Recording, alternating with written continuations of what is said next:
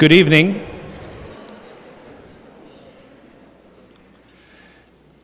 Good evening and welcome to Pacific Lutheran University and the Wang Center's 5th International Symposium, Our Thirsty World.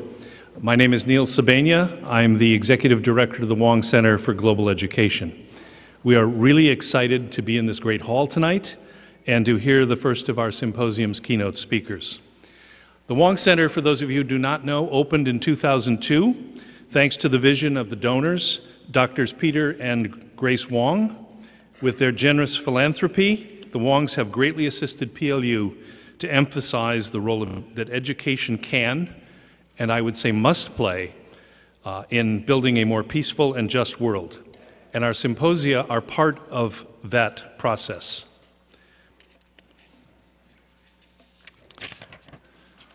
I want to begin this evening by thanking, in addition to Peter and Grace Wang, our partners who've helped to make this event possible. If you perhaps noticed when you came in on the screen that was over here on my left, were the names of those folks, but I want to mention them to you again because of our great appreciation for what they've done. I want to begin with Yinka Shinabare and the Stephen Friedman Gallery in London for allowing us to use the image of Yinka's nearly life-size headless man trying to drink that is on your program. And we've used that to bring attention to this year's symposium. We also want to thank the Benson Foundation, the Port of Tacoma, the wonderful collaboration we've had this year with the Scandinavian Cultural Center that's running some programs alongside of the symposium, and you'll find that information in your program. Also want to thank the Peace and Reconciliation section of Norway's Ministry of Foreign Affairs and our great friend Ambassador Tom Vraalsen, and our other great friends at the Tor Heyerdahl Institute for their generous cooperation and sponsorship, about which you'll hear a bit more shortly. What a gift clean water is, and how automatically we take it. That is, it's always there when we want it. You just turn on the tap. My first encounter with this not always being the case was as a college sophomore on study away in Yugoslavia. For those in the audience who don't know that, that once was a country. The tap was there, so was the water, but the advice was not to drink it. So what does one do? First, I learned to drink coffee, but that was Turkish coffee, which, as you know, wakes you up, but doesn't really quench a thirst. So then I learned to drink beer. How transforming study away can be. Then as a Peace Corps volunteer in Ethiopia, it became almost normal that the water from the tap first needed to be boiled and then put through a water filter, and we washed our vegetables in Tide. Doesn't everyone? But in each of these experiences, the water still came out of a tap. Then living and working among the peoples of northern Kenya, whose existence is dependent on herding of animals and finding water and grazing for them, the tap disappeared as well. And I learned firsthand the lesson of how truly precious water is. Here my water came, for a period of 18 months, I might add, from hand-dug wells in sand riverbeds, where women walked 3 or 4 miles in order to collect that water. And what they did is they filled a 5-gallon jerry can, which, if I left it overnight, allowed the silt and sand to settle into it. And then I had perhaps 3 gallons of water left, from which I could boil it on precious firewood, very scarce. And at 90-degree temperatures, one kind of needs something more than just 3 gallons a day. I will also add that this was certainly water that was too valuable for shaving.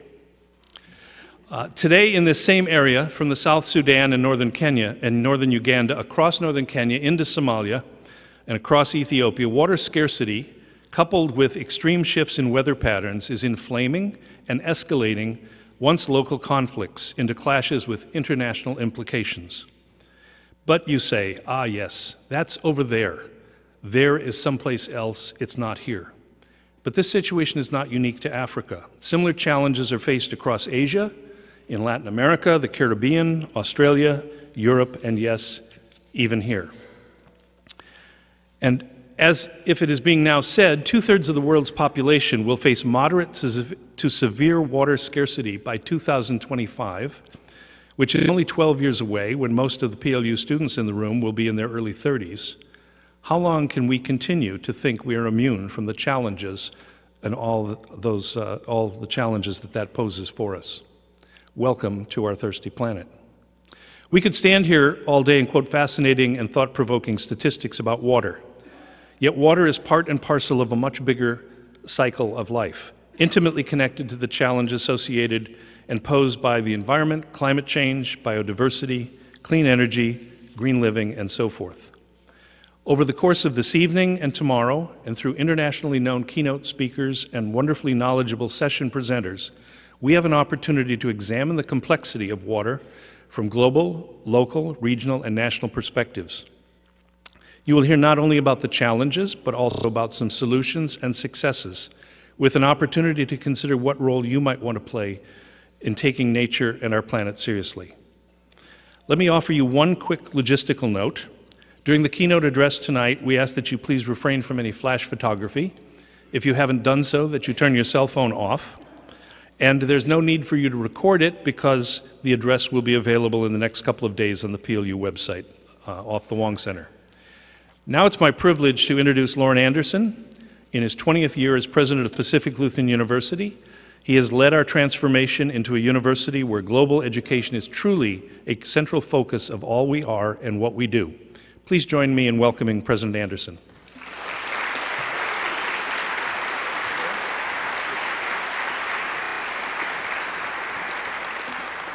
Well, thank you, Neil, and good evening, everyone. It's a great privilege to welcome you to this 2012 version of the Wang Center Symposium on Global Issues. And we're delighted you're here and hope you stick around for what promises to be the next 24 hours plus of absolutely outstanding programming and stimulating discussion and conversation. It takes a village to mount a symposium. And the mayor of this symposium village is named Peter Wang, class of '60, Concordia College, and his beautiful wife, Grace. It was on September 20th, 2001, 9 days after the 9/11 terrorist attacks, that I was privileged to travel to Pebble Beach and sit down with Peter and Grace. They said, "We've given blood. We sent a donation. Now we need to do something really significant. We want to establish a center that will help you educate a new generation of leaders, smarter about the world, more experienced, more committed, a generation that maybe can avoid future 9/11s. They said, "How much would it take to do that?" We said $4 million. They said, "We will do it." Hence was born the Wang Center for Global Education at Pacific Lutheran University. 5 years later, we would be recognized as the first American college and university to have faculty and students on all 7 continents at the same time. 8 years later, we would be the first private university in the Western United States to receive the coveted Senator Paul Simon Award for Globalization. Such is the power of the dream that Peter and Grace founded and helped inspire. But there was another part to their dream. A part of their dream was that this campus right here where we're gathered tonight, could become a kind of center where truly some of the most important and challenging and vexing and possibility-filled conversations about the future of the global village might occur. And that those conversations would be local, involving everybody in this community, in this Puget Sound region, but also that each of those conversations would be global, and that they would bring together the experts and the perspectives from around the globe. And out of those conversations might come new hope and possibility for our world.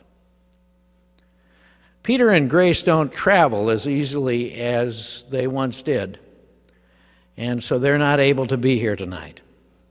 But I think it would be appropriate if we paused for a moment and expressed our appreciation to Peter and Grace Wang for the vision that brings us together 11 years later.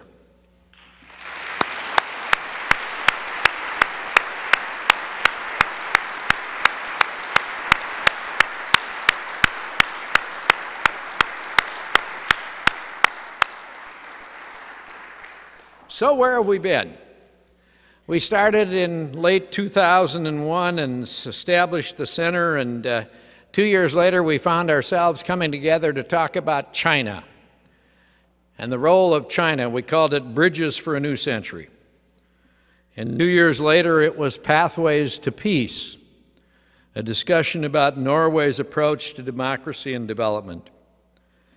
And then we moved on 2 years later to talk about advances in global health and the role of non-governmental organizations.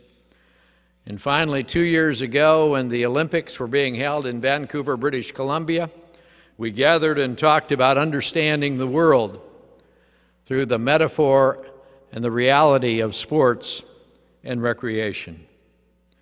And now we gather to talk about the subject which Neil introduced so eloquently, water and our thirsty planet. I hope as you hear the conversation and discussion, you will be sensitive to the village it took to put this program together.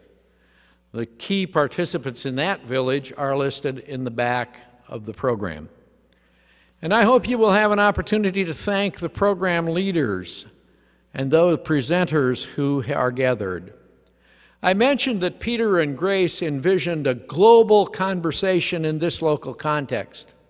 And so last night we had a group of the presenters at our house, and it was quite wonderful because we had represented the countries of India and the country of Namibia and the country of Trinidad. And we anticipated the arrival of the voice of Canada that we will hear tonight, as well as a number of our local presenters. It's a global conversation we need to have in a local setting about an issue that affects us all. As we work to build a globally focused university, we are continuing to discover new partners that we can work with internationally. They are partners that make what happens here possible. They give richness to our programs, and they create opportunities abroad.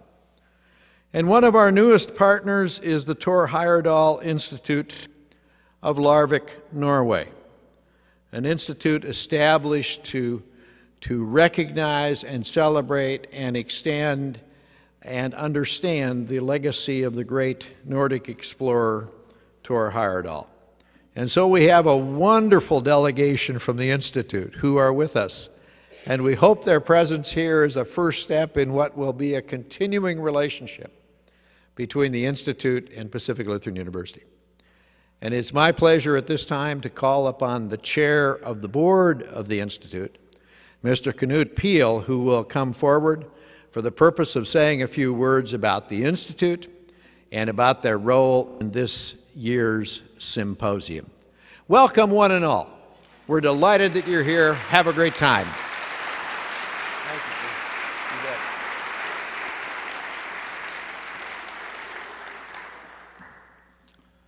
you. Dear President Anderson, Niels Banyam, ladies and gentlemen, I thought I should ask you at first, who was Thor Heyerdahl? I know that you know a lot of him. I know that he has been at your campus twice. But I want to remind you, he was the scientist, the explorer, the adventurer, the author, the communicator from little Larvik in Norway. Mostly known for his expedition Kon-Tiki in 1947, then for the Ra-1 the Ra-2, the Tigris expedition, but also about excavations in Peru, in the Easter Island, and other places. We have been very proud in Norway of what he did. And I hope you will know a little more about him and through the cooperation with the Institute, extend that knowledge. On behalf of the Thor Heyerdahl Institute, thank you very much for the opportunity to participate in your yearly symposium.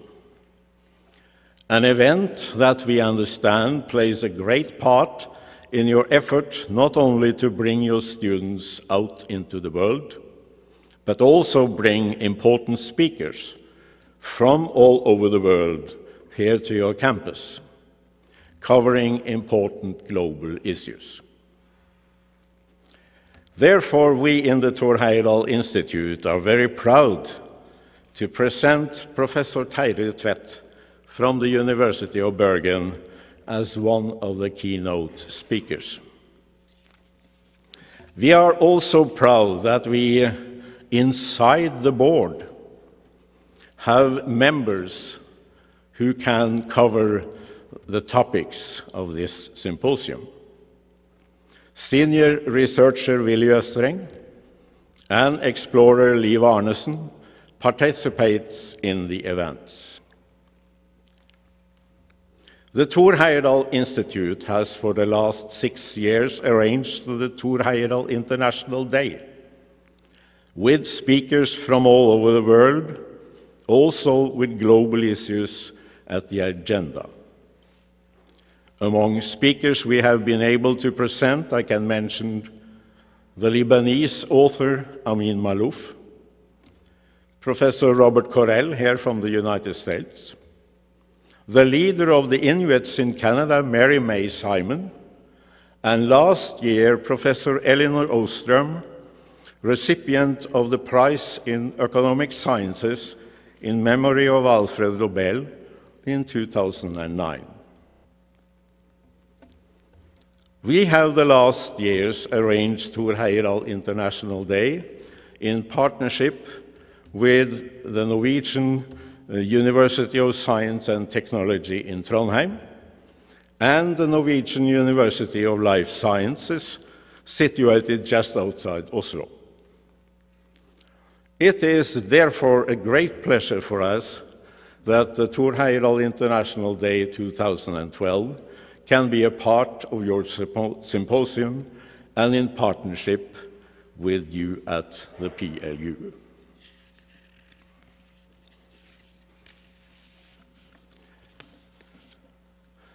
The Thor Heyerdahl Institute seeks to honor Thor Heyerdahl, the bridge builder, the challenger, and the boundary breaker. We try to be an institution that reflects the visions of Thor Heyerdahl through interdisciplinary research, international dialogue and multicultural collaboration, and protection of the global environment. A part of this, in addition to the Thor Heyerdahl International Days, is a Thor Heyerdahl Professorship that we, through the last 4 years, have financed partnership with the University of Life Sciences, and a partnership on a couple of master programs with the Glasgow Caledonian University. The Thor Heyerdahl Institute was founded in 2000 by the Vestfold County and has its office, of course, in Larvik, his birth city, situated just 130 kilometers south of the capital of Norway, of Oslo, Norway. As I said, the city of Larvik is the birthplace of Thor Heyerdahl, and he lived his childhood and youth there.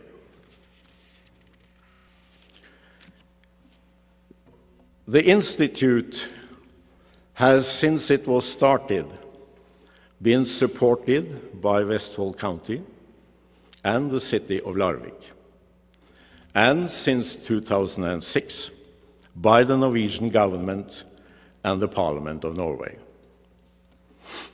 Again, thank you for the possibility to let the Thor Heyerdahl International Day be a part of your symposium. On behalf of myself and my fellow board members and our managing director, hope for more partnership and cooperation in the future. Thank you.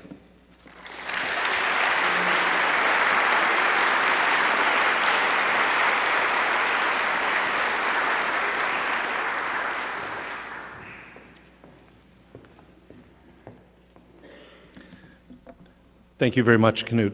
And again, our thanks to the Thor Heyerdahl Institute for their partnership in this year's symposium.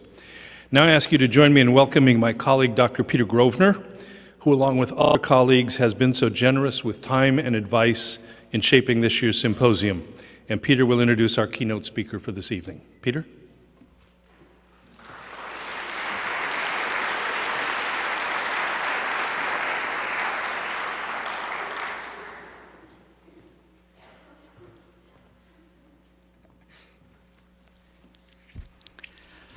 Thank you, Neil.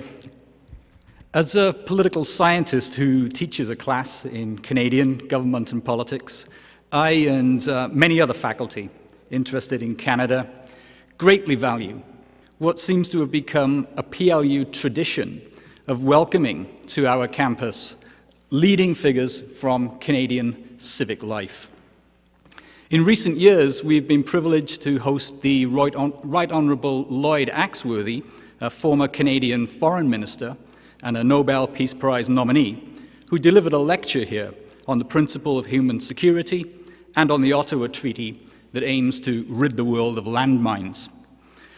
Retired Canadian General Romeo Dallaire, a commander of the UN peacekeeping forces at the time of the Rwandan tragedy, has shared with us his thoughts on how the international community can respond to genocide. And former Canadian Ambassador to the United Nations, Stephen Lewis, addressed a previous Wang Center symposium on global health. Our speaker tonight adds very significantly to that already distinguished list. Truly, as President Anderson said, one of the voices of Canada.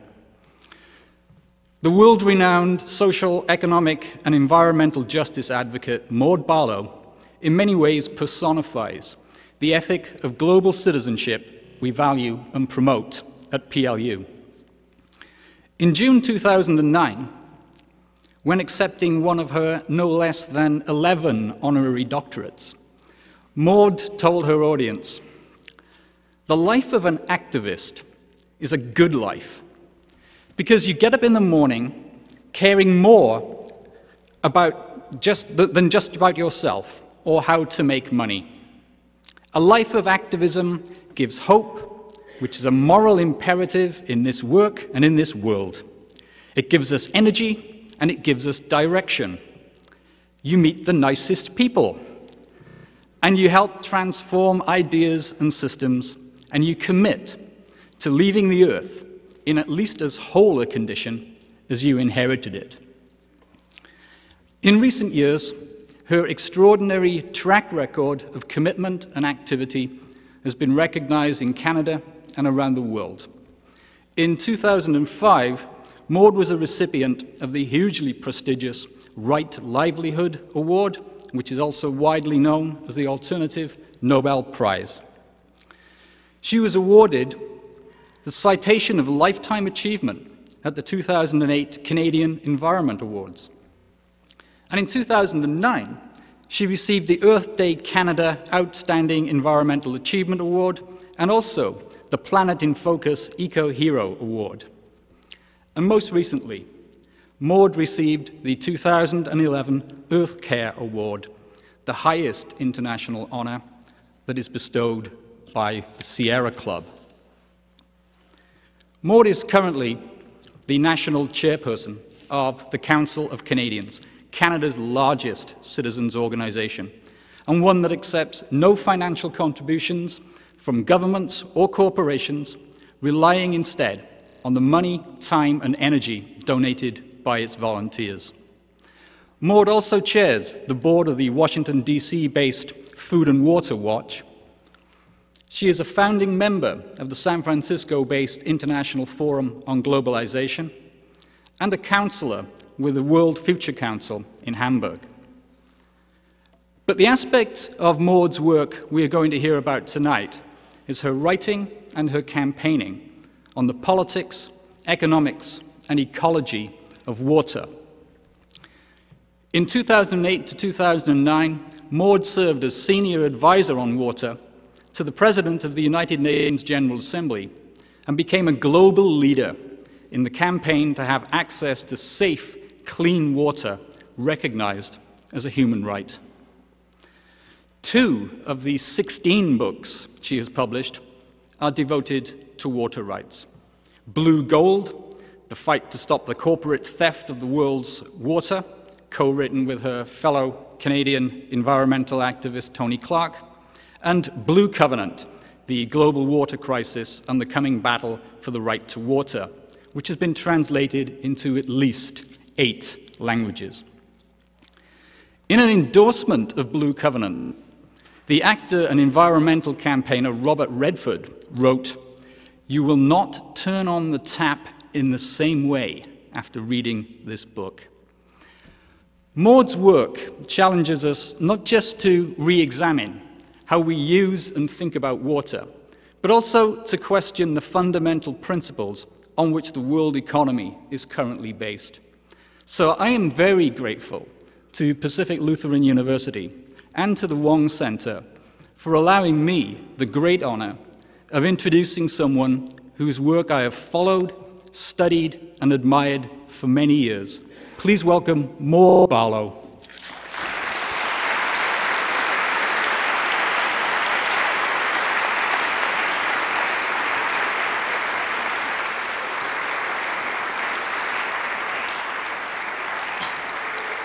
Well, thank you very, very, very, very, very much, Peter, for those gorgeous words. You promised you would keep it short.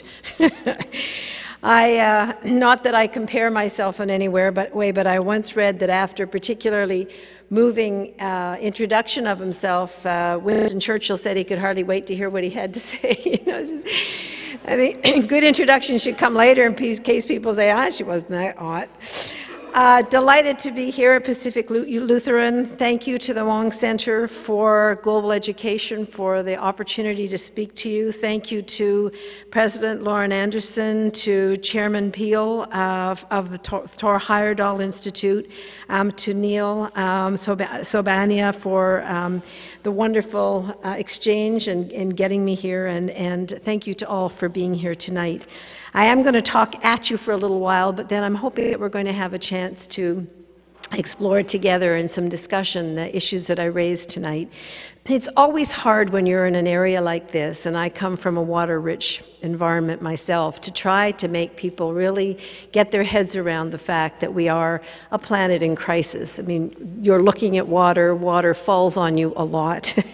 It's very hard, and it always seems to me when I speak on this, it seems to be raining somewhere or snowing and whatever, and people say, right, there's a water crisis.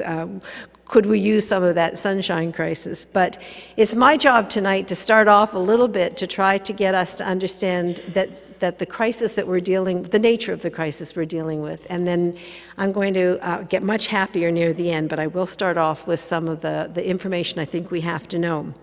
First and foremost, we're a planet running out of water, or at least accessible, clean water. Now, that's all something, that's something we all learned back in grade 6 was impossible to happen. We all learned there's a finite amount of water going around in the hydrologic cycle. It can't go anywhere. You can't lose it, you know, you can't destroy it, and so it's fine. But what our teachers didn't teach us back in grade 6, because they didn't know, is that we simply are polluting diverting, displacing, and mismanaging the water supplies to the extent that we literally are running out of water now. What are we doing? Well, pollution is one. Every single day we dump an amount of sewage and industrial waste into the world's waterways equivalent to the total weight of all humanity put together. We are also extracting our rivers to death, and we're doing that to produce food for the global trade market that, in fact, is using deserts to grow food in ways that we should not be. We need to think much more about coming back to local, more sustainable food development. We're over-pumping groundwater with technology we didn't have 40, 50 years ago. You have to try to imagine bore wells going into the ground that go as deep into the ground as skyscrapers go into the sky, pumping water relentlessly in ways that we had no access to just decades ago. And we are running out. There's a brand new study that says that the groundwater takings are doubling every 20 years. And in fact, our use of water, our consumption of water is doubling at the rate of population growth. And of course, population growth is growing faster than we thought as well. So the demand on water is incredible. The image that I have around groundwater really is that you think about a bunch of people sitting around a bathtub, and the bathtub has water in it, and these people have blindfolds and straws, and everybody's drinking the water and not really thinking about if there's enough, and there's lots of water until the moment that there's no water at all. And when you're exponentially overusing a resource, there's no warning until the moment that it's ending. We're also sending water through to big mega cities where if they're anywhere near the ocean, they're dumped into the ocean as garbage, as waste. We're not cleaning that water and returning it to the source. And this is a very important concept for us to understand, that a lot of our land-based water is moving through cities, through industries, and into the ocean. In fact, another recent study says that about a quarter of the cause of rising oceans is not climate change as we have understood it traditionally, but in fact land-based water being displaced into the oceans. Then there's the global trade in food and the global trade in what's called virtual water. The war that you hear about with armies, conflicted around water is not where the conflict around water is really taking place. It's taking place on the grain trading stock markets of the great grain traders and so on. It takes water to produce commodities. It takes water to produce cars and computers and so on. And so when we look at our total water footprint with looking at the notion of virtual water, and the more global we go, the more trade there is, the more stuff there is, the more water we're consuming. In fact, our global water footprint is extremely high. You will hear, and this has been the statistic for at least a decade that's used by the World Bank and the UN and so on, that we have a per capita annual water footprint of 400 liters. Oh dear, that's about 100 gallons. But in fact, it's 10 times that. And this is another new study that's come out of the University of Twente in the Netherlands. And this study tells us that if you take into account virtual water, that's all the water that we use in all the things that we eat, all the stuff that is produced, then in fact our water footprint is about 40,000 liters, 4,000 liters, or 1,000 gallons a day. Now, some of us live with none of that, as Neil was saying in his introduction, people who live with no water at all. So you can imagine the footprint of others of us, and the more so-called sophisticated we become, the more urbanized, the more consumer-oriented, the more water we're using. But it's virtual water. It's not the water that you see people using in their homes, and we have to have another take on this. So the statistics are very clear. The demand in our world for water is going straight up, and the supply is going straight down. Final study I'll tell you about, and there are many of them, but this one was done by the big bottled water industry and the big food industry, because they're looking at their own demand for water and worrying about it. And they said that by 2030, not very long from now, the demand for water in our world at current use will outstrip supply by 40%. And this is an absolutely astounding statistic. And it gives new meaning to the notion of drought, because what you read and what you hear about is that there's drought here and there's drought there, and they're experiencing drought or predicting drought. But what we have to get our heads around is that we're actually coming to the end of water in many parts of the world. And this is a very different notion than drought. Drought should be followed by non-drought, right? There should be an end of drought, but not necessarily if you've actually destroyed the groundwater supply. So scientists talk about what are called, excuse me, hot stains. We have all of the countries in the Middle East due to run out of water in the foreseeable future, 22 countries in Africa. In fact, right now in Africa, 1 in 3 people don't have access to clean water. Within 15 years, unless something dramatically changes, it will be 1 in 2, says the United Nations. All of northern China, China has used its economic miracle to, for its economic miracle, it's using its water. Instead of leaving it in watershed, instead of growing food with it, it's using it to produce exports to the world. There are now 4,000 cities in China in danger of being taken over by desert because of the massive displacement of water from grounds and rivers. India is in terrible trouble. They've run out of water in huge parts of Mumbai. They've just literally hit the bottom of the water table. Australia, they've used all of the water, take so much of the water of the Murray-Darling, again, through siphoning this water off in virtual water exports to export rice, to export cotton, now the wine that they send all over the world, that the Murray-Darling no longer reaches the ocean, and it has slammed into the water wall. 4 years ago in Australia, they had to cut the export of rice 100%, 98% in one summer. I remember a rice farmer, the wife, the partner in this relationship, sobbing in my arms saying, why didn't they tell us 10 years ago? We would have cut our rice production in half rather than lose it all. And I didn't want to say, because the rice industry lobby here was so strong, you wouldn't let them. But anyway, I didn't think that was appropriate to say at that moment. All of Southern Europe is in trouble.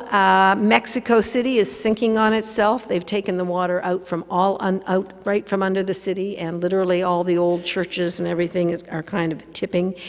The United States, I'll get to in a minute, but the story here is very, very serious as well.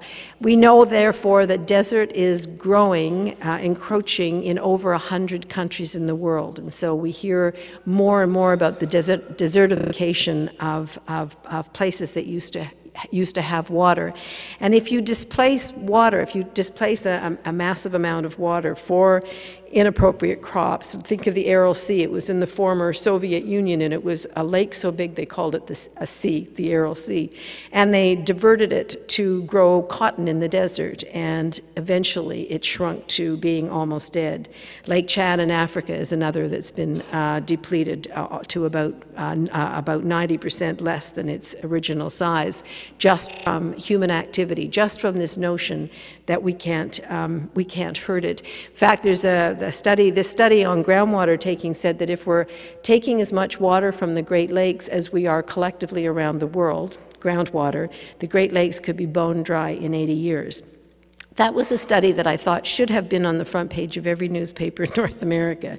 And I continue to be stunned that this crisis does not get the headlines that I believe it should be. And I want to say that our displacement and abuse of water is, in my opinion, and in the opinion of a number of really wonderful scientists I'm working with, a major contributor to climate change. We tend to think of climate change as being greenhouse gas emission, fossil fuel, driven solely. And of course, I don't in any way diminish that crisis. And then when we talk about water and climate change, we talk about the impact of that on water. And it's true, the warming does cause evaporation. We know there's a terrible cycle. But what we need to understand is that when we remove water from watersheds, we also affect the hydrologic cycle in a way that affects climate. And a scientist friend of mine explains it this way. He says if you take the yellow of the sun, and he takes a yellow piece of plastic, and he said you put the blue of water and you put them together, he shines a light through it, you get green for vegetation. That's how we grow things. If you remove the water, then you interrupt the cycle. The rain will not come back. You cut down a rainforest, and the rain will disappear. It's the connectivity. It's nature's rules, and I think we need to understand, and we need to research much more this connection of our abuse and displacement of water. I think it's taken second step, second cousin, if you will, to the climate issue, and I think it is core to the climate issue and core to our finding a way out of this crisis. So what we're seeing around the world now then are conflicts, fallouts from this growing water conflict, and we're seeing it, of course, in certain places more than others, obviously. But what we're starting to see are the big superpowers, and even some that are not superpowers but have some wealth, countries that are looking outside their borders for water supplies for future time. So you had China taking the water of Tibet, for instance, and through a series of canals and pipes and dams and so on, taking that water that actually feeds the great rivers that feed Asia. And so there are many people talking about coming conflict around water between particularly India and China. You get countries and investment funds and hedge funds coming in and buying up huge tracts of land and the water that goes with them in developing countries. For instance, land that twice the size of Great Britain has been bought up in Africa alone. And food is grown using the best water available, and then that food is exported away. I remember standing in this beautiful Lake Naivasha in the Rift Valley in Kenya, and we were in an old wooden boat, and it was being captained by an elderly Maasai, former Maasai warrior, and he stood and paddled, and we went by the hippopotamus, and he said how dangerous, so we skirted them, but he told us it was the last great hippopotamus herd in that part of the world, and how the lake was declining. And it was interesting because I looked at this island, and it was just beautiful, and it had wildebeests and giraffes, and I said, that just looks like the movie Out of Africa. And he said, that would be because that's where Out of Africa was filmed, right there, right? So you could kind of see Robert Redford arriving in his plane and Meryl Streep waiting for him. But the story here is that this beautiful lake is now surrounded by the rose industry, rose as in flowers. And if you give your sweetie pie a rose at Valentine's anywhere in Europe, chances are it came from Lake Naivasha. They're using this water to grow products that Europe doesn't want to grow because they're running out of water too. So, but poor countries are saying, come take our water. If it gives temporary jobs, okay, we'll put up with it. Lake Naivasha is dying. I mean, we talked to scientists who said it has another 10 to 15 years left. And the companies are already looking to the next lake they're going to move to. I was just down in Brazil at a conference on the Guarani Aquifer. The Guarani Aquifer is probably now the largest groundwater deposit in the world. It's huge. And my message to the 4 countries that share the Guarani Aquifer is you are going to see a race to plunder this water. I mean, we have a world running out of water. We have a world where the demand is dramatically increasing, and you have this untouched, not quite untouched anymore. You have this huge supply of water, but you're also converting all of your fields to sugarcane ethanol, and the energy companies are coming in, and the big water companies are coming in, and there is going to be a plunder of this water if you don't start to take steps to protect it. So we are seeing a theft, frankly, of rural wilderness water systems, and that's also happening between big megacities that are increasingly thirsty and running out of water, where they're putting pipes into communities many miles away from them. I was in one in Mexico City, or outside of Mexico City, where they built a huge pipe. They put it into the ground in a water source in a First Nations, an indigenous community. They built a fortress around it with armed guards and dogs. I mean, you've got to have a new image of water. My first book on water was called Blue Gold, because it is the black gold of our time. And if you try to get that water back, you know, the police are there to say you will not be able to do this. So the theft of water from rural communities, from indigenous communities, from wilderness is happening very quickly. We also, of course, seeing a huge struggle between those who have money in a world where water is more and more something you have to buy, and those who have no money at all. And it's important for us to know that the lack of access to clean water is the largest killer of children in our world, more than AIDS, HIV/AIDS, accidents, and war put together. Dirty water or lack of access to any water at all is the largest killer. In the Global South, the World Health Organization now says every 3.5 seconds a child dies of waterborne disease. But it's important to note, and Neil said this, that it's not just in the Global South. In Detroit, Michigan, the price of water has risen so high that they've cut the water supply to 90,000 families, and mostly African American, seniors, a lot of single mothers, and now social services is coming in and removing the children because there's no water in the homes, and people are literally living in third world conditions.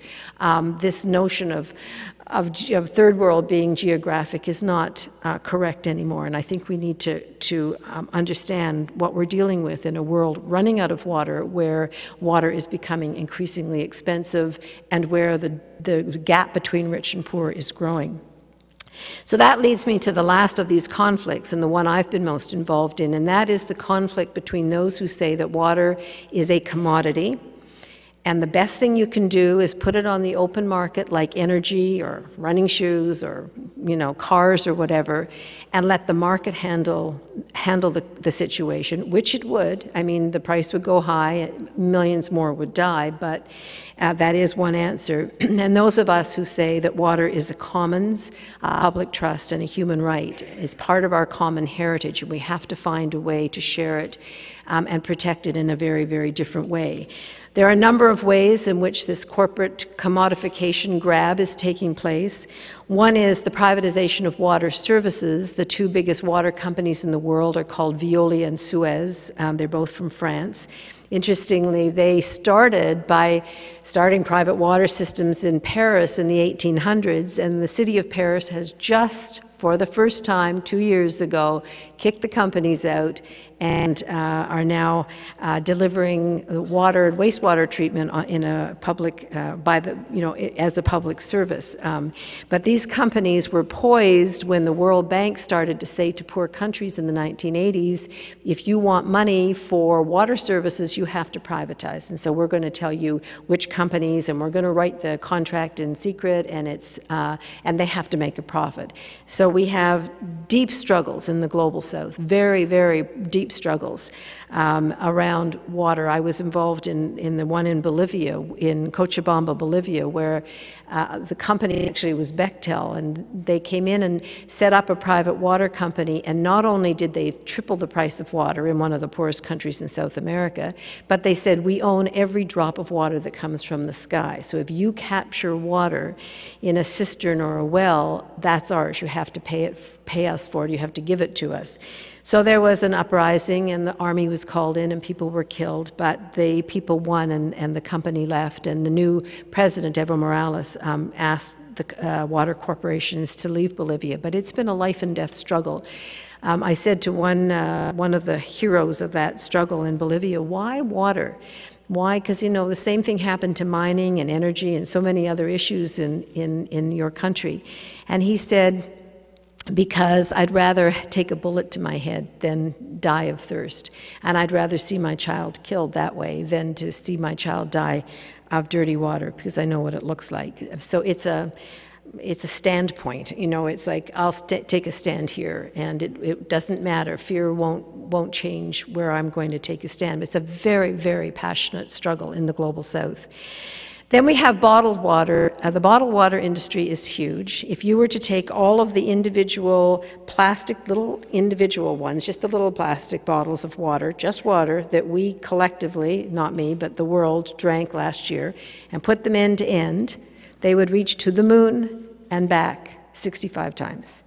is try to think of the plastic, of the garbage, of the energy that it took to produce that, of the oil that's actually in the bottles, of the water itself, which has been pumped from somebody's local water system and shipped around the world, or shipped to your municipality and is in your boutique, you know, the boutique water section of your grocery store. It's a struggle that we're having, where the University of Alberta has just announced it's giving an honorary doctor to Peter Brebath-Lamothe, his name is, and he is the president of Nestle, and not one of my favorite people, not really. You might have just, so we're in a little dust-up with the University of Alberta, as in we're going to have a huge protest the day it happens. I can hardly wait. I love a good protest. Anyway, I just have to tell you that, and I just love a little bit of tear gas, if there's just a little soupçon of tear gas. Then there's something called water trading. Now, water trading is where you convert the license to a property, and you basically say, now you trade back and forth, and hopefully you'll use it water more efficiently, because with what's left over you can make money. And this is a very, very big issue around the world. Australia, the Australian government in 1994 panicked about running out of water, said to these great big industrial farms, these big food production conglomerates, cotton and rice and so on, okay, we'll give you these water rights. That's just a gift, right? But be good to us, you know, don't do anything bad. Well, the first thing they did was start to buy up the smaller operators and the smaller farmers, and then the investors came in, and then the foreign investors came in, and then 10 years later, when a new government tried to buy back water rights from the Australian, for the Murray-Darling, because now it was all in private hands, and they couldn't afford it. The price of water had jumped through the roof. Chile has gone further than any country in the world in privatizing. 100% of all its water is privatized, its water services. They have water rights. They actually have public auctions for actual water. And big mining companies from my country, I'm afraid, come into Chile and bid against local indigenous communities, local farmers and so on, for the actual physical water. And they're able to remove the water. They're actually able to separate the water from the land. So these are struggles that we're engaged in around the world. The private sector, corporations are, and I'm not saying all corporations, there are a lot of wonderful people in business who understand that water is different than running shoes or whatever, but there are those who say, they saw before we did that we were a planet running out of a resource you need for life, and that it was going to be an issue of great profit and power if they could get at it. Or as one investor said at a conference last year in London, England, he laid out all the problems that I just laid out, and then he said, and for investors of the world, there's buckets and buckets of money to be made from the world water crisis. I thought he was at least honest here. Now, what's the situation here? The U.S. is in trouble, and it stuns me. I have to tell you, it stuns me to see one presidential election after another not raise this issue. It's like the elephant in the room. The National Resource Defense Council says that there are 36 states in the United States in current or near future water crisis. They just came out with a new study. They said there are 400 counties in current crisis, and they named the cities in order, which are going to run out first. Florida, they've got 1,100 people a day moving into Florida. They've pumped their groundwater so fiercely that they have sinkholes opening up and cars falling through them. The Southwest, you know the story of California. We have states now that, literally Arizona, that have basically run out of water. The Great Lakes are not only in serious trouble in terms of the pollution and the invasive species, but they are in decline, because every single day we take out more water from the Great Lakes for industry and agriculture and just all the use, because there's so many of us living around the Great Lakes, than we and nature collectively put back. And the Great Lakes are one of the areas of the world now in stress, which sounds crazy because they're so big. The Ogallala Aquifer, you read the struggle around the Keystone Pipeline. That's the pipeline that was to take dirty oil, the dirty bitumen, from northern Alberta over the Ogallala Aquifer to be refined in Texas. I was part of the struggle to stop that, and proud that we have done that at this point in time. Yes, it was good. It was really quite sweet because I was at the protest in Washington last fall.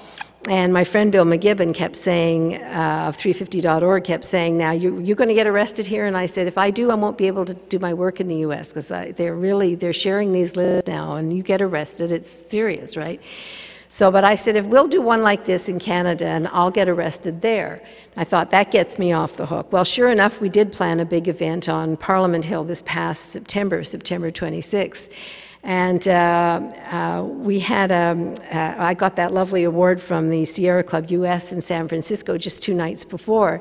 And in front of all these people, Bill McGibbon said, and now everybody should be proud and give Maude a hand because she's getting arrested on Monday. And I thought, I guess that settles it. I guess I am, because I hadn't at that point decided. It was quite cute because my husband's a lawyer and he was dead set against me getting arrested. You're not getting arrested. I'm not going to help you out if you get arrested. You're on your own, blah, blah, blah, blah, blah. And when we were in Washington, every time I jumped up, I'd get excited to get arrested. He'd be saying, you're not getting arrested, right? So that day, the night before, I was too tired when I got home to say, I've changed my mind, or Bill McGibbon made me do it, or whatever. So I said, the next day, I said, listen, the protest is going to be little. It's not going to be anything. Just don't come. It'll be nothing. He said, okay, I got a lot of work to do. So I was up on the hill, and there was drumming with the First Nations drumming, and, you know, lots of cameras. I thought, I should have told my mother, because she's going to see this, right? And so those of us who decided to get arrested put a green armband on. And so there I turn around, there's my husband, comes to visit and just say hi. And I said, what are you doing here? And he said, what's that green armband doing on your arms? Oh, no, nothing at all, just nothing at all. It was really sweet when I got arrested at the RCMP, the Royal Canadian Mounted Police, look after Parliament Hill. And this big guy, like I think he looked 8 feet, he couldn't have been, but he was tall, and he did not want to arrest me. Ms. Barlow, please, he said, just go over the barrier. I said, I can't, I'm really sorry, I can't. He said, no, really, would you go over the barrier? I said, I really can, and I feel so sorry, and I'm really apologize to you. So finally, he had to put me in handcuffs, and he said, are those hurting? And I said, I think they're supposed to a little bit, right? Anyway, it was, they changed it from something serious to trespassing, but what an experience. But so that's the pipeline. I started to tell you about the Ogallala Aquifer. The reason that we were so concerned about this pipeline, aside from the fact that it's going to increase production of the tar sands in northern Alberta, where for every unit of oil they extract from this heavy bitumen, they destroy 3 to 5 equal units of water. It's just held in great big, huge holding tanks, and it's so poisoned that when the Canada geese land on it, they all die, right? So there was good reason to say, do not let this dirtiest, most corrosive of oils cross the Ogallala Aquifer. The Ogallala Aquifer used to be the biggest groundwater aquifer in the world. It was bigger than the Guarani, but we've pumped it so mercilessly. There are 200,000 wells pumping 24/7 that it's only producing half the food it was producing in the 1970s. Guess what? And you shouldn't, I bet you haven't read this on the front page of your paper either. The U.S. Department of Agriculture says it will be gone. It will be depleted in our lifetime. It will be gone in the lifetime of people alive today. It is not a case, and I quote, of if, it's only a case of when. This is the water that produces most of the food for the United States. I think this is a major story. I cannot imagine that there's a presidential election or presidential debate that isn't talking about this. And frankly, you can be left-wing or right-wing. Running out of water is a pretty serious thing, no matter what wing you come from. So this is a very big issue.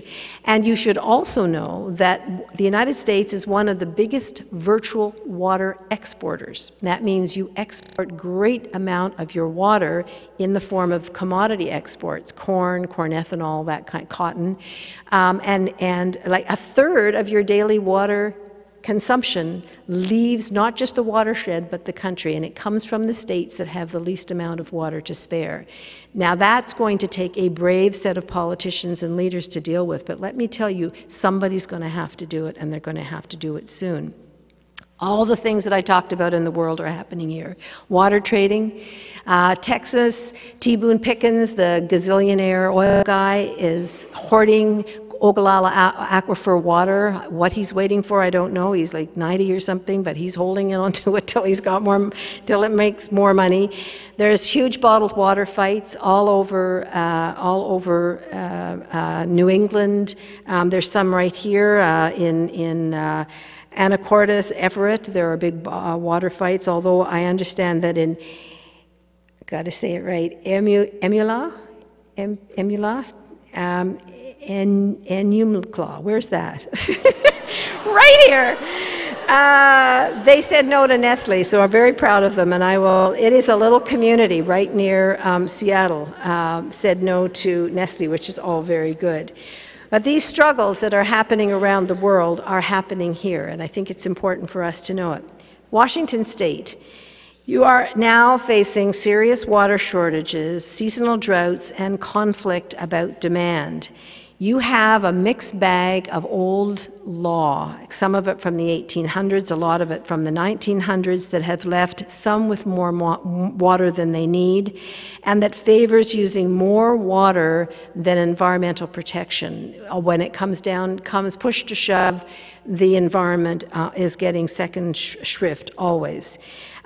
Too much water is already being over-allocated, and existing environmental laws are not being enforced. And by the way, in case you think I'm a Canadian coming here and lecturing you, my government is pathetic. They're doing terrible things with our water. We're destroying our water heritage as fast as we can. So please don't think I'm saying that we're terrific and nobody else is. We are all collectively not taking care of our water. We all collectively grew up with what I call the myth of abundance. But it's hard to see. It's hard to see what we're doing when there's so much water. But the issues here in this state, even though you have more water than other states, are very, very serious. There's also illegal water use growing here. And we have to protect the allocation, improve allocation, or I see serious trouble coming with the combination of population growth and therefore demand on water here in this community and climate change. And we also have the beginning of a troublesome water trading system here. Technically, in Washington State, water belongs to the public and cannot be owned. But the State Department of Ecology administers permits for water rights that has led to water trading in the Kima Basin and has led the governor to lease water from senior water holders in times of drought. And in my opinion, this is a slippery slope, and you're going to hear more and more discussion of this in the near future. The government has tried to buy back water from senior water owners here, and it's important for you to know that in Australia, I told you the story there, but what you also need to know is that in Australia, in their constitution, the water belongs to the people, but there are now constitutional scholars who say you've allowed a private water trading system to go on for so long that they don't think that would stand up in a court of law, that now the private investors actually could claim to own the law. So you may have a constitution that says one thing, but when your practice has gone on long enough, something else happens. The Washington State Environmental Council has some really good recommendations. They talk about laws to protect adequate flows for healthy rivers and springs. They talk about closing loopholes that allow unsustainable water use. They talk about stormwater management. They talk about preventing illegal water use. All of that's important, but I'm here tonight to tell you that I don't think it's enough, okay? So I am going to say to you what I think has to happen not only here in Washington State and around the United States, but around the world. We have to put the whole package on the table. And there are going to be legal scholars here who say it's impossible, the ramifications would be impossible. You've got all these laws and all these loopholes and all these legal precedents and so on. The day will come when we are going to have to come up with some basic principles upon which we can agree if we are going to save the earth and other species, other species and the earth from what I think is clearly coming, and that is a world running out of water and running out very fast. So I would suggest that we build a law and a water-secure future on these three following principles, and then I'll shut up, we can talk. The first is that water has rights beyond its usefulness to humans. Water has its own rights. Watersheds have rights. Other species have rights. We can take what many of us talk about as the hard path, which is what the World Bank takes, which is what many first world governments take, and that's big technology. Technology is going to save us. Markets will save us.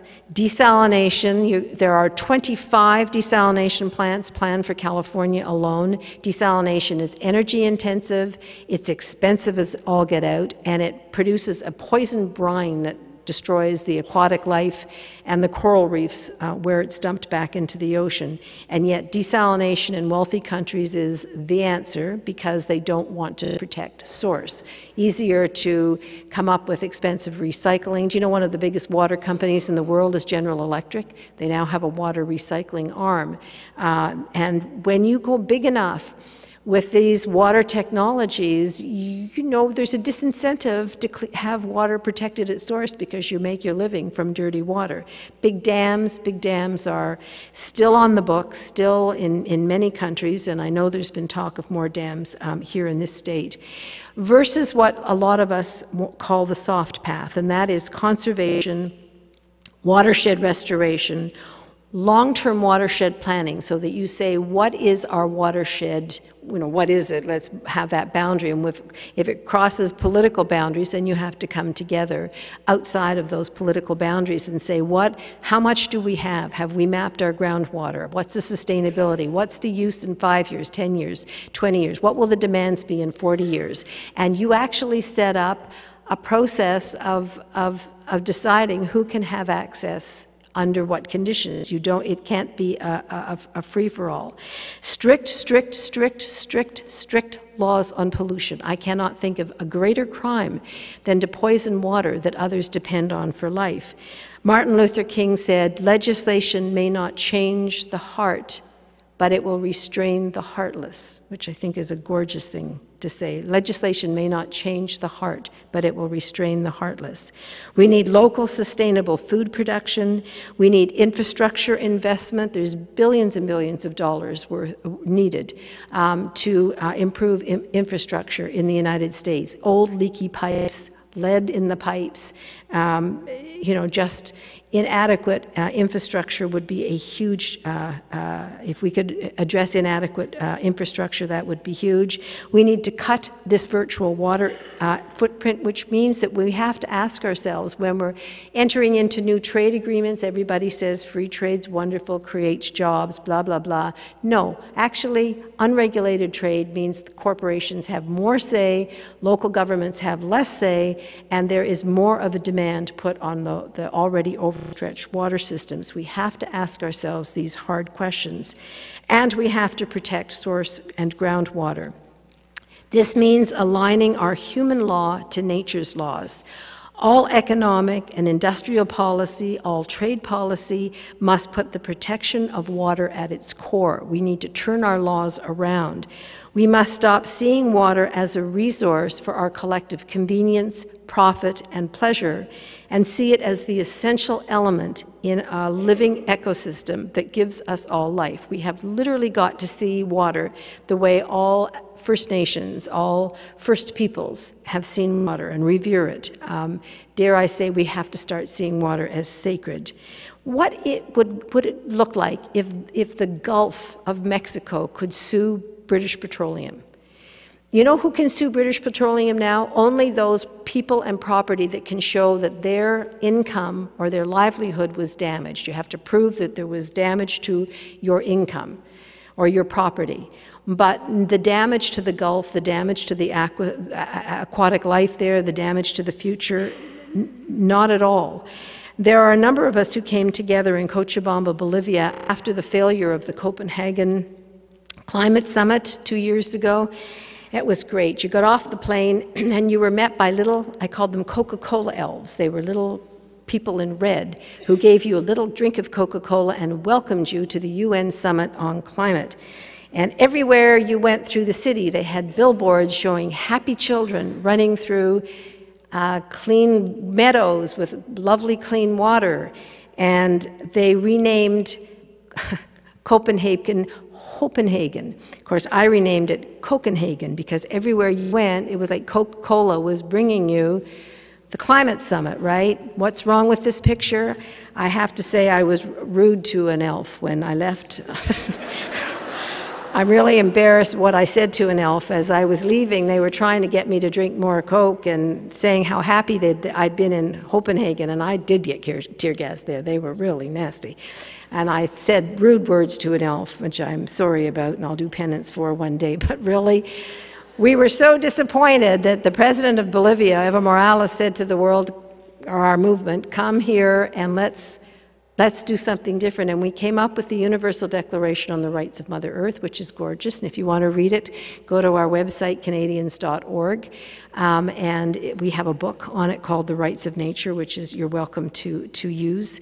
But we're trying to articulate a new manifesto that will go with the United Nations Declaration on Human Rights to become one of the two founding documents of our time. And I'll just read to you a quote from a man named Cormac Cullinan, who wrote a wonderful book called Wild Law.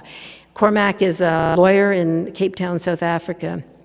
And he says this: "The day will come when the failure of our laws to recognize the right of a river to flow, to prohibit acts that destabilize the Earth's climate, or to impose a duty to respect the intrinsic value and right to exist of all life will be as reprehensible as allowing people to be bought and sold.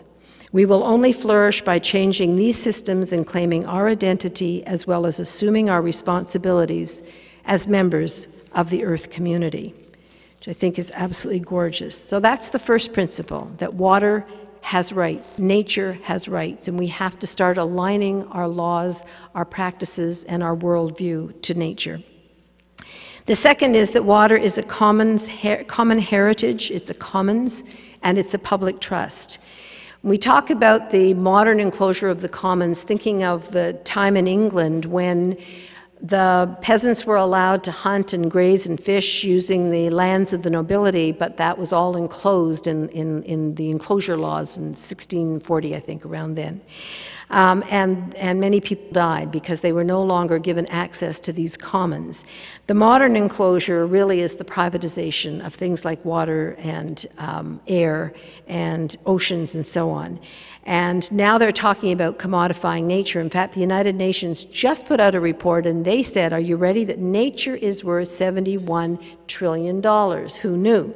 So now nature has to compete with other forms of the market in order to be able to survive. A forest has to prove that it's valuable enough by itself without being cut. And so we see this in carbon market trading, we see this in water markets. And this makes me very nervous. I think we need to reassert the belief that certain natural resources, particularly air, water, and oceans, are central to our very existence, and therefore governments have the responsibility to ensure that they are there for all of us to use in a responsible manner, not just the privileged few. And the public trust doctrine is the legal framework that entrenches and protects this commons. My best example is Vermont. Vermont has lots of groundwater, but they also had lots of companies coming in and pumping it too fast, particularly bottled water companies.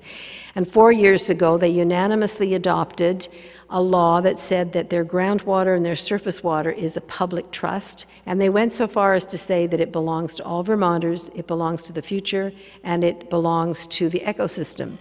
And that they actually give licenses now, and if you don't take care of the water that you've been licensed to use, they can cut back your access to water. We need this kind of legislation, and it's going to be harder in the Western states, here in the United States, because of the different history of law. But I believe the time will come when that is going to have to be a fundamental principle in this state as well. And finally, then, the third principle is that water is a fundamental human right. Now, you might say to me, that's a motherhood. No, it's not. We had the biggest fight you can imagine at the United Nations to have water recognized as a human right. Who was against it? Lots of the big water corporations, the big food companies, the big bottled water companies were against it. The World Bank was against it.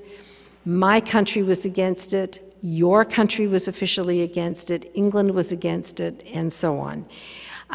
But 2 years ago, again back to Bolivia, a man named Pablo Solo, who is was then the ambassador from Bolivia to the United Nations, got tired of waiting and said, it's going to be another 20 years before we get this right recognized.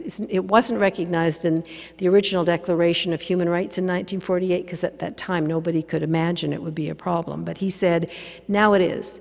I got kids in my country dying, our glaciers are melting, I want to know who's going to vote against the human right to water and sanitation.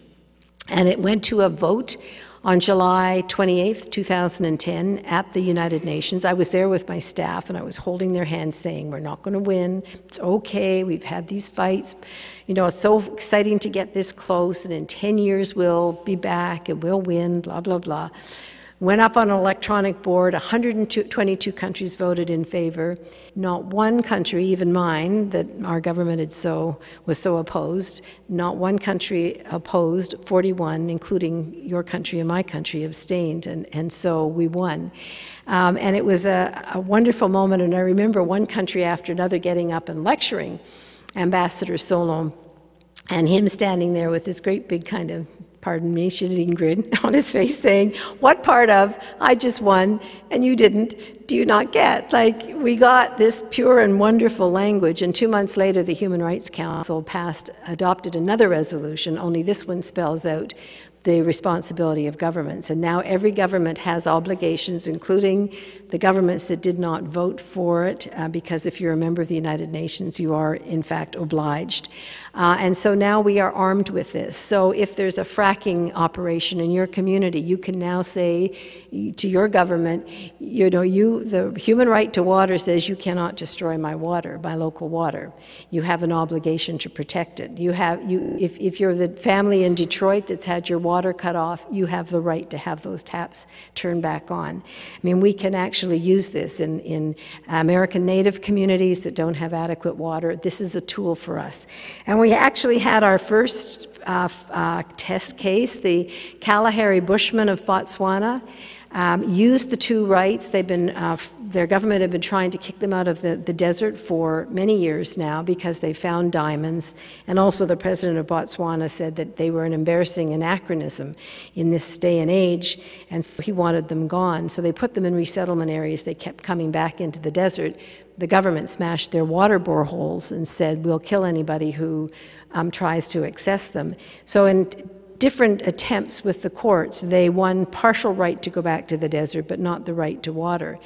And only months after we got these two resolutions recognized at the UN, the Kalahari Bushmen of Botswana went to the Supreme Court of their country, and using these two resolutions, they won the right to water. And only about a month ago, the bore well was reopened, and the people have access to their water again. So it's quite a lovely story.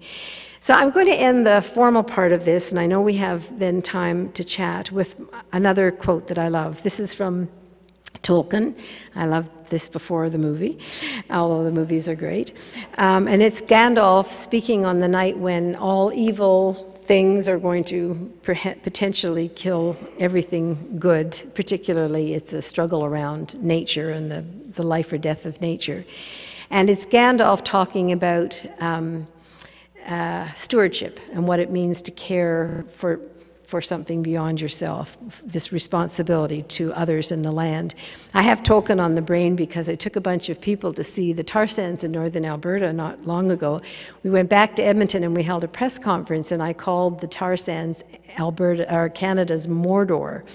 And it was quite funny because then a big energy CEO should have said that's a stupid statement and there's no comparison. What he said instead was, it's not as bad as Mordor, which I think was not a smart thing for him to say. So the next day on the front page of the Edmonton Journal, there was a photograph of Mordor from the movie, and then the Syncrude site at the tar sands, and you wouldn't, you know, it was like, there you are, my proof. Anyway, so here's Gandalf, and Gandalf is, and then we'll open this up for discussion. Gandalf says that this night of terrible fear, he says, the rule of no realm is mine, But all worthy things that are in peril as the world now stands, those are my care. And for my part, I shall not wholly fail in my task if anything passes through this night that can still grow fair or bear fruit and flower again in the days to come. For I too am a steward. Did you not know? Thank you.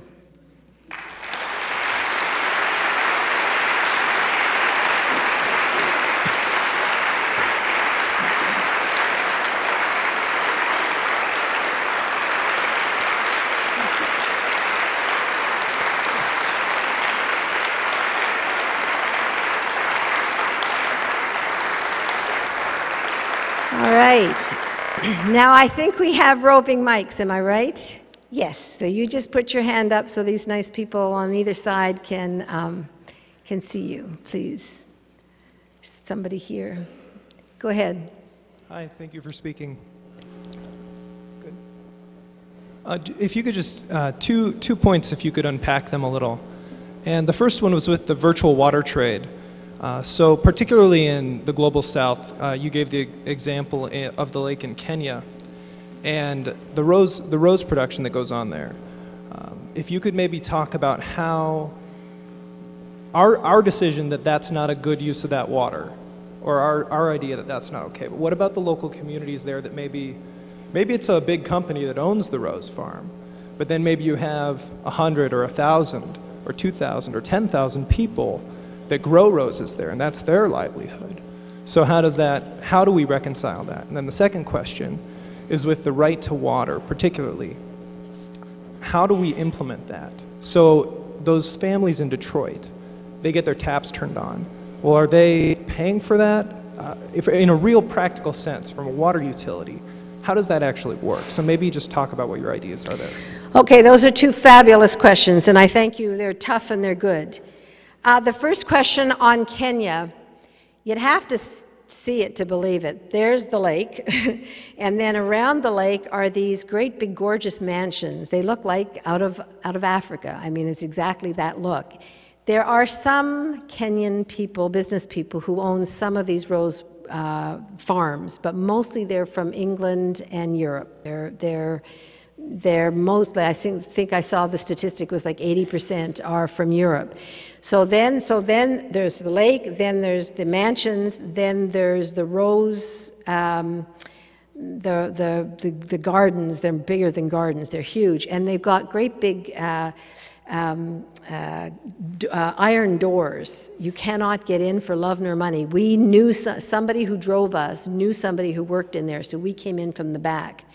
And there was a sign on it saying to the workers, if you steal anything from this property, we will find you. And they told us, the workers said they live under absolutely horrible conditions. So then there's the mansions, then the rose facilities itself, and then way back are the people who work there, and they live in, you know, slums equal to any slum that we saw. I went to the slum in Kibera in Kenya, and these are smaller than Kibera, but they're the same type of thing. And the water, because they have no sewage, the people who work in these plants have no sewage in their own communities. That water is leaching, the sewage is leaching down into the lake. Yes, it's a problem that they do, in this particular operation, they employ about 50,000 people. But when the water's gone, the water will be gone, the jobs will be gone, the people will be more desperately poor. This used to be an area that the Maasai people used for hunting and fishing, and this was their common property, which has now been privatized. So it's not an easy thing to say, you know, we'll boycott, and you're right that there are realities there, but these are not jobs that are sustainable. And people often ask me, tell me a part of the world that's looking after their water better than others, and I'd say Europe. The Europeans have done a better job of looking after their water. They have a European-wide watershed agreement, and so if a watershed crosses political boundaries, they still come together to protect it as a watershed. And they've done there's been some miracles of recoveries of lakes in Europe, but partly they do it because they import through this virtual water imprint, they import the water from other places. And the theory of virtual water, for those who think it's a great thing, is that the parts of the world that have more water will grow food and send that food to parts of the world that have less. But that's not how it's working, because in a market economy, it's whoever wants to sell whatever under any conditions. But your question's a hard one, because there are technically people in terrible jobs. The women, there's a great deal of sexual harassment. They use pesticides, and we saw women with their arms just covered with open sores from the pesticides. I mean, we were chased off the property, I mean, literally when they saw that we were there. So these are not good jobs, and these are not good living conditions for the people. So it's a complicated situation. The issue of the right to water and pricing and paying for it is really delicate. In the global south, the inability to pay has been used to cut people's water off. I stood in another slum, and this one or township in Orange Farm in Johannesburg. And again, poverty, burning tires, burning garbage, no running water in anybody's home, which are little tar paper places, rats in the gutter, rats, you know, kids with no shoes, all that. But the miracle, suddenly there are pipes and taps coming up to provide good, clean water to each row of these houses. But between the pipe and the tap are state-of-the-art water meters, and the only way you can get access to that water is to get your electronic key charged up. You have to pay for it, and then you watch every single drop of water get charged. And I stood there with one of the local activists, and he said, we have 80% unemployment in this community. Nobody can afford this water. He said it kind of gives new meaning to the old saying, water, water everywhere, not a drop to drink, right? Because the people look at that water, it could be on the moon, and they take their buckets and they walk to the rivers that have cholera warning signs on them. So in the global south, if you talk about water pricing, it is an extremely complicated and very, very intense political discussion. I think in North America, we have to have the discussion about what is a fair service charge for water coming out of our taps, and we should probably be paying more of the cost of what it costs to produce clean water, to clean it, and to protect source water and so on. But we have to find a way that does not discriminate against people who can't pay for it. Because we are living in a world where more and more there is a division between haves and have-nots. My country used to look like an egg with a big middle class. We had very few poor and very few rich. We now look like a great big pear. With fewer and fewer of us holding money at the top and more of us falling out at the bottom. And as water gets more expensive, water is going to become a contested area. So we need to come up with policies that say, again, maybe it's for those who can afford it, there's a certain price, and that there will be subsidies. What the right to water, and I want to be clear, the right to water doesn't say you have a right to water for your swimming pool. It doesn't say you have a right to water to wash your car on a hot night, or, you know, for golfing or whatever. The right to water is water for living. It's the basic right for water for life. And that can be decided in local communities by how much you consider to be the right amount. It's a tough issue, but I think that if we hold certain principles, then we can come up with the policies and the practices that make it real. Good questions, thank you.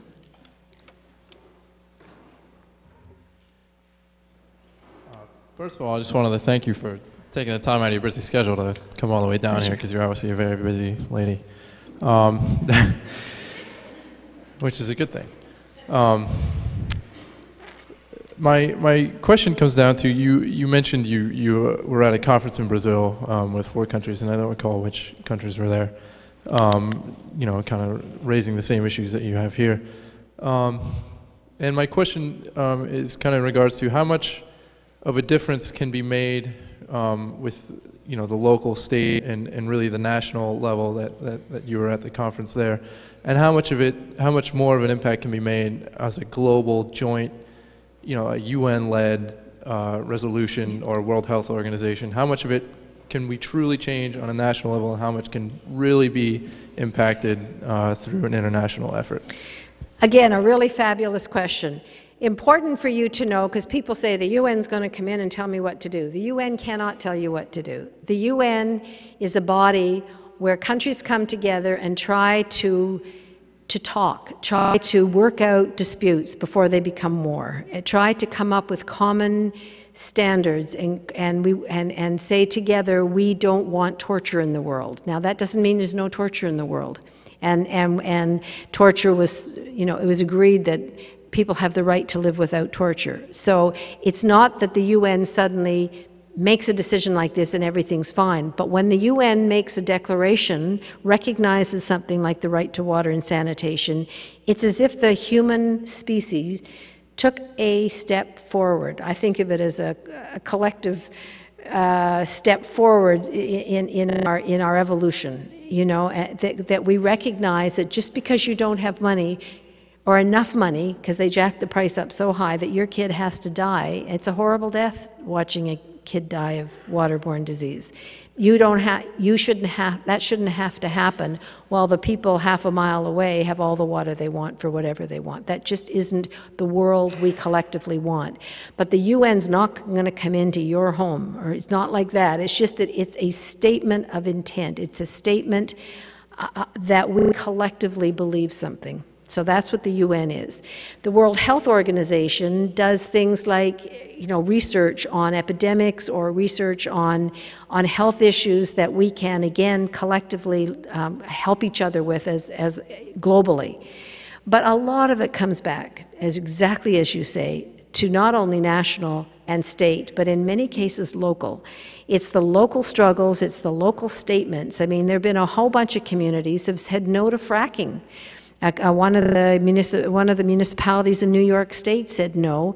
It wasn't even a very legal process. It was what they call an ordinance. A bunch of local people got together and voted against it, and it was just upheld today in a court of law that fracking will not be allowed to take place in this community. So there are different levels at which this can happen, but you can't leave communities alone without legislative protection. That's why I quoted Martin Luther King. The law may not change the heart, but it will restrain the heartless. For those who want, and there are business people who want to help us come to a good set of standards, then they'll be the ones who say, then make a law so that I'm not left in the dust while somebody else dumps their pollution in the river, because I don't. I take care of my pollution. I clean it. We spend the money to do that. I pay my people property, and I can't compete with the guy over there who won't. So we need the rule of law. So you set the standards wherever you can, but I think we do need national and state and municipal and even very local bylaws and rules and so on. But a lot of it's just going to take place, the change is going to take place in your heart. It is going to take place in your soul and your worldview, that we're going to turn around. I want you, when you leave tonight, never to think about water in the same way again.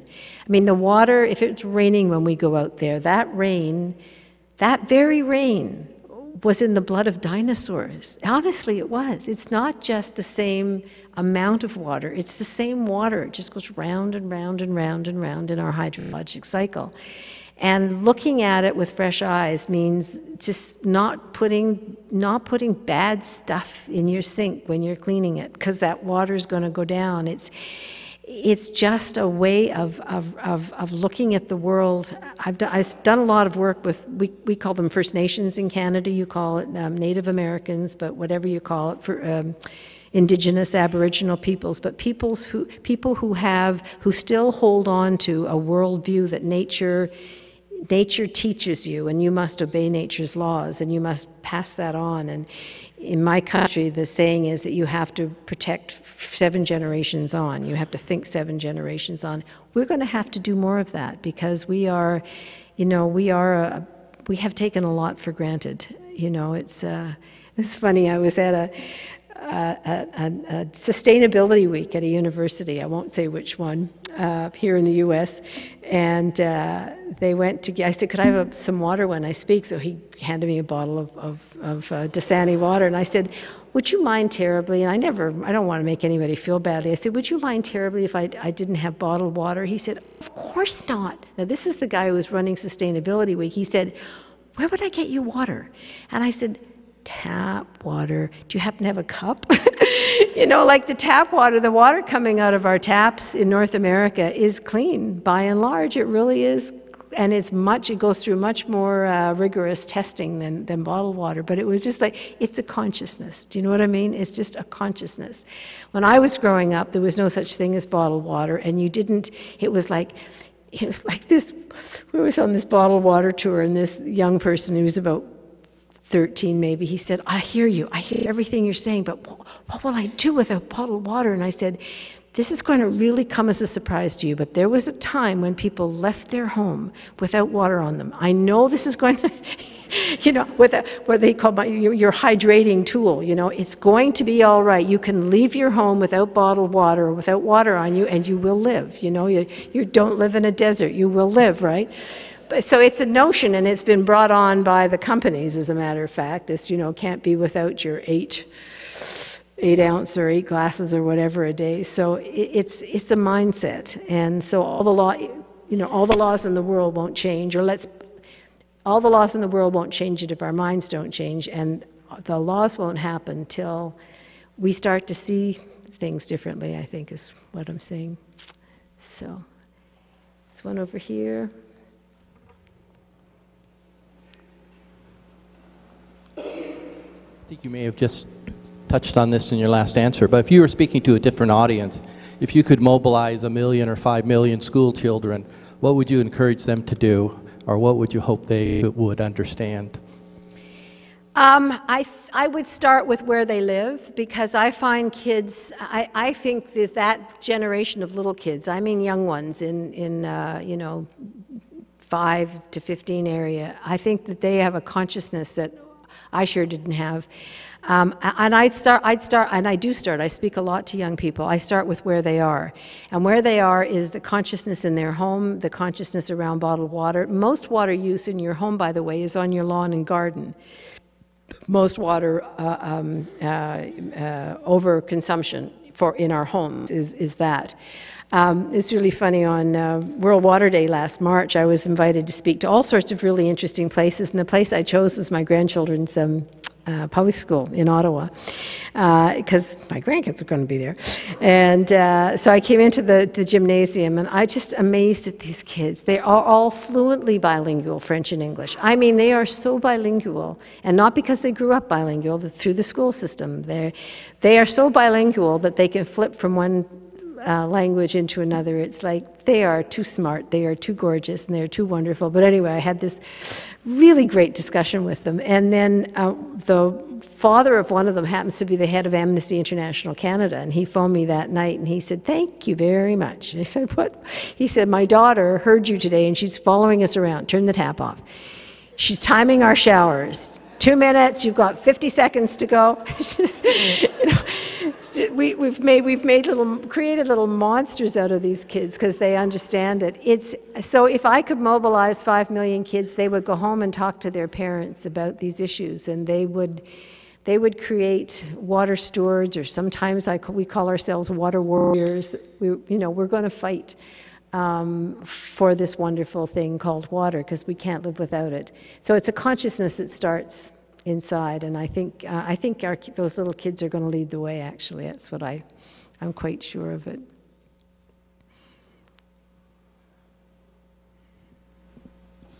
Thank you very much once again for coming and talking to us and informing us about such a great issue. I've been thinking in here to really summarize my thoughts in here, and I have some critical questions to ask. As most people that know me, I'm not the type to kind of give up easily, so I know we have great battles ahead of us on this planet on a lot of the issues that you touch base on. However, I do like to challenge this room in our future. I think we can do all we want. We can be clean as much as we can. We can try. But if anybody ever went to Arizona and golfed in a golf course in Phoenix, is as guilty as they should be hanged. If anybody ever went to Las Vegas, is as guilty as charged. We live in a society, in a place, your country and mine here. We have devastated this planet way behind our means and the planet means. You've seen the corners of the world that people die for a glass of clean water. And I walk into our gym and people take showers. They turn on the shower for a long time to turn it into a steam bath. I mean, this is just a mindset that is totally unaware. And it's not only water, it's the way we use this planet and abuse it. On a positive note, I'd like to really congratulate you in the conference in Bolivia. That is one of the greatest highlights of my lifetime, which has been many years and many battles out in the streets for many different causes. That was the highlight that I have seen over many years of positive people, positive thoughts, talking realistically about things that can make a difference. And congratulations on your vote at the UN, and it's a disgrace for Canada, for this country, and all these great Western nations that are devastating this planet to have abstention. And there is a lot of other issues that they did not just abstain, but they actually voted against.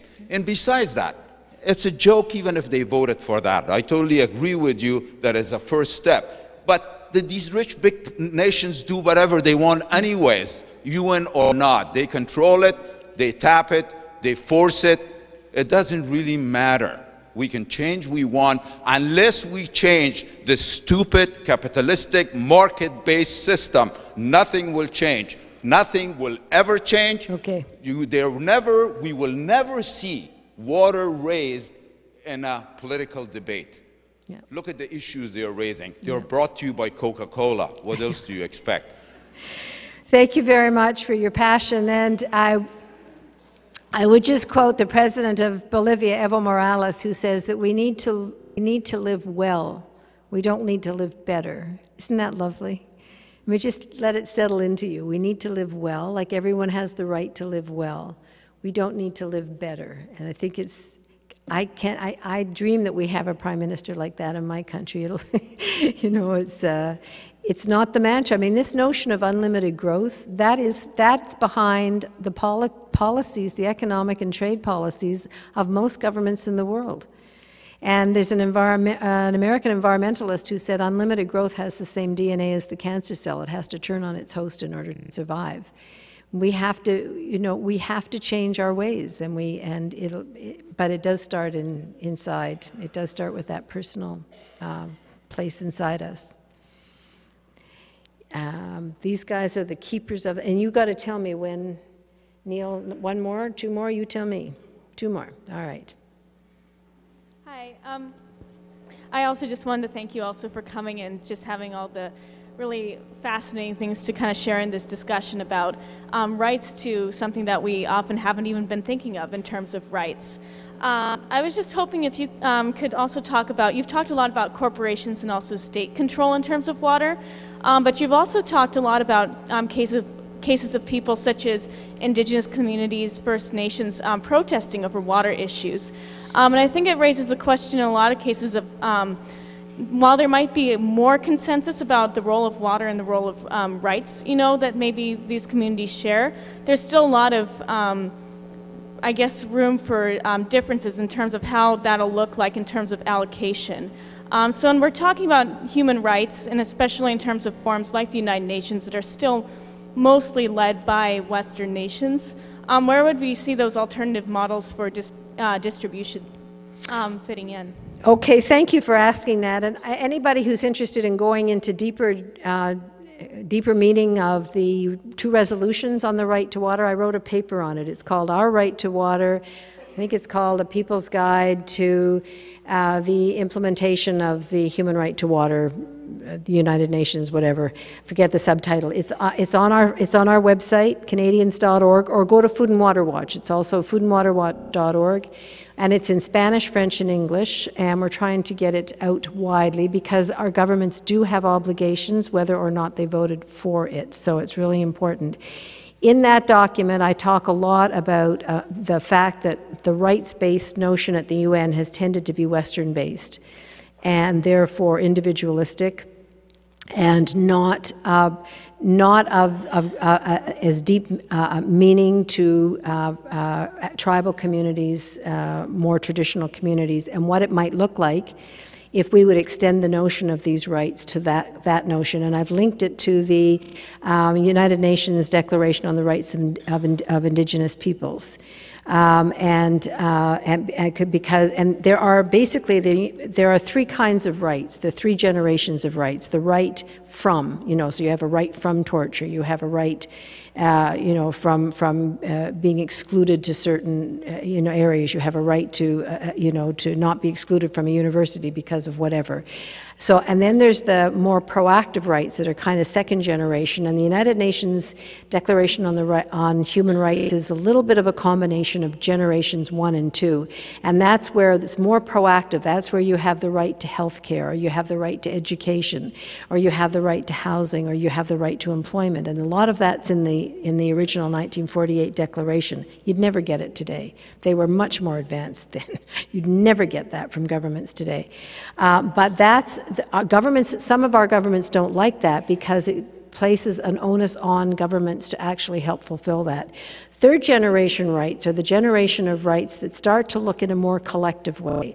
So when you're looking at First Nations, for instance, and their resource rights, or the right for free, prior, and informed consent before there's any extractive industry or whatever done on their territory, that kind of cultural rights, that kind of right is the third generation. And what we'd like to see is that the right to water be interpreted in a way, right to water and sanitation be interpreted in a way that also starts to include that third generation of rights. So I've written about how that might happen. Now, we're at stage 1 of the implementation, and what we're trying to do is we're working with communities around the world to write up a domestic plan, because a new right that's recognized is only the government, governments don't have to give their water away. It's that the government of a country, and it has a new responsibility to its own people when a new right is recognized.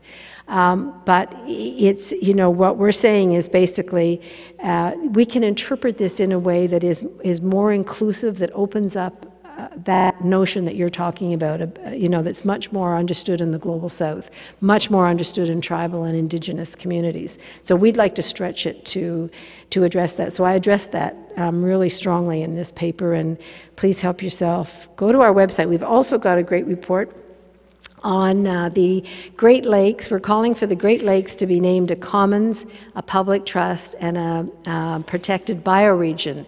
Now, you guys don't live on the Great Lakes, but what we're hoping is that this is a model that people will like and steal. You are welcome to it, to build on your own watershed. And in fact, I have friends in Australia who have taken the model that we built for the Great Lakes, and they're writing up a plan for the Murray-Darling to be seen as a commons, a public trust, and a protected bioregion. So the notions can travel watershed to watershed, and so please help yourself to this material, because it's I think it's the beginning, or an addition anyway, to some thinking that takes us another step away from that individualistic rights system that you're talking about. In fact, that was a problem with some of our friends in the Global South when we were fighting for the right to water. They said, the UN is corrupt. True. It's divided. There are a lot of blah, blah, blah. They were right. And they said, and anyway, it's a Western-based notion, and, we want more community rights, community responsibility, and so on. And we said, we're working with you. And it's a Global South country that introduced it, so they got it. So it was a kind of a nice combo to do. I think we have one more. It's not my choice. How about this nice woman's had her hand up right here. Have you noticed similarities between the ways of thinking that support the destruction of water and other systems of oppression? And do you think we need to address multiple systems of oppression simultaneously? Or should we just focus? No. Okay, yeah. Thank you. It's such a wonderful question. I planted her. I'll pay you later. You know what I love about the issue of water is it's a door into the much, much bigger picture. It's like opening a door to a room and you think, oh, I'm going to close that door and go watch TV and forget about it, right? Or walk through that door and a whole bunch of stuff becomes obvious. Water is the great teacher. This issue opens up everything. It opens up our system, a market-dominated system. It opens up our knowledge about corporations. Do you know that Walmart has more money than the annual budget of 161 countries in the world? Its GDP, annual GDP, is larger than that of, its annual profits are larger than the GDP of 161 countries in the world. There's something fundamentally wrong with that. These corporations are dictating policy. When our governments, and I'll tell you, speak for myself, but I know it's absolutely true here as well, when they go to open up a new trade agreement or whatever, there's only one sector they talk to, and that's the corporate sector. So yes, this issue is about class, it's about race, it's about sexism and women's rights, it's about poverty, it's about entrenched poverty that I think comes with accepting the dominant notion of the dominant ideology of our time. Yes, I think it's about all of that. The reason that I think it's so important to take on this issue is twofold. One is that the issue itself is urgent and must be dealt with. But the other is exactly what you've raised, and it is the door to open a consciousness about a whole bunch of other things. I started my work years ago in the women's movement. I came out of the women's movement, and it kind of feels like coming back full circle to be working on this, because of course in the global south, it's not unusual for a woman to walk 5 miles a day to find water, and her daughter goes with her, so her daughter doesn't go to school. So you fix the water system, and you get clean water in the community, and you know, the women are freed. Just one last story. I was at just a wonderful, lovely memory. I got a little bit of money from one of these awards, and I bought a water system for a particular community in Bolivia. And so we went one day to have a celebration, and everybody came out in their most beautiful clothes. Women were there in their lovely clothes, and the women all sat on the ground, and the men gave speech after speech, and then they asked me to speak, and I said, well, I'd actually like to hear from the women. So much nervousness, and finally one of the women elders got up, and she started to sing a very plaintive song, and she started to weep, and she said, she pointed down a huge, long, steep hill. We were way up in a hill, almost like a mountain, and she was a little ribbon of water down there, and she said, you see that water down there? That's where we used to have to walk before you put this water system in for us. It was just a couple of taps in their community. It wasn't even per home, but no, they didn't have to do this anymore. And she said every year women would die coming up that hill. There would be women who would hemorrhage to death because they go down and they get the water, and then they would walk up with these bags, heavy leather bags of water on their backs. And she said that's what this did, you know. So it touches, as you say, on it all. Very last story, I promise. 95-year-old friend of mine who says when any of us is getting tired of all these never-ending struggles, and you know, she's been around enough that she was there for the vote for women, you know, so she's been in every struggle, and she's been on the forefront, and she never stops, not one day. And she says, oh, you young people, and by that she means everybody under 85, right? So everybody loves her. She says, you just think that fighting for justice, well, you think it's something you do now and then, like a fashion you take on or off. And she said, it isn't. It's a commitment. It's a commitment. You do it every day. And then when she gets really riled, she'll say, fighting for justice, it's like taking a bath. You do it every day or you stink. Thank you.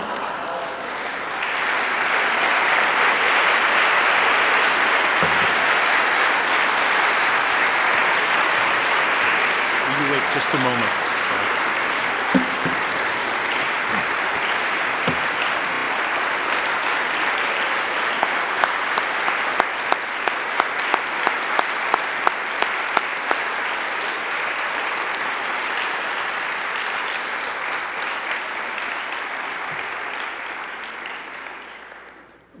Maude, just a couple of small remembrances from your visit with us, and the inspiring words you're leaving us with.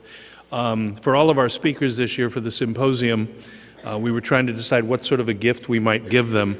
And we run a photo contest each year among our students who've done Study Away, and they submit photographs. So we went through and we kind of went and found all the pictures that had water in them from somewhere in the world. So it's just random, but yours happens to be from Chile. So a photograph for you.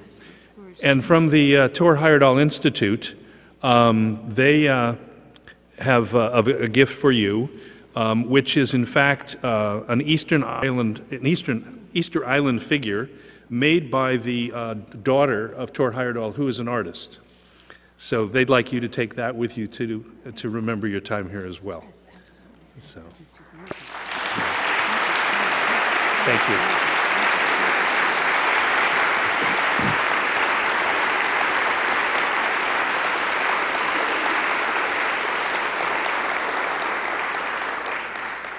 Before you leave this evening, I just want to remind you that the symposium will reconvene tomorrow morning at 9:15 in the University Center. I understand that you have a challenge tomorrow, and it is not parking, because you may park anywhere in the lots over on Park Avenue South. The challenge you'll face is in deciding which of the many concurrent sessions and all the offerings that are available to you tomorrow. But do pick some and attend. They're all described in your program. Thank you for attending this evening, and we now invite you actually to walk across the walkway to Ingram Hall, where there is a small reception if you still have some time. If you purchased one of Maude's book, Blue Covenant, out in front beforehand, she's agreed to sign those. And so we are now adjourned this evening, and we look forward to seeing you tomorrow. Or if you didn't get that question asked, or you were afraid to ask it, come across to Ingram and ask it there. Thank you.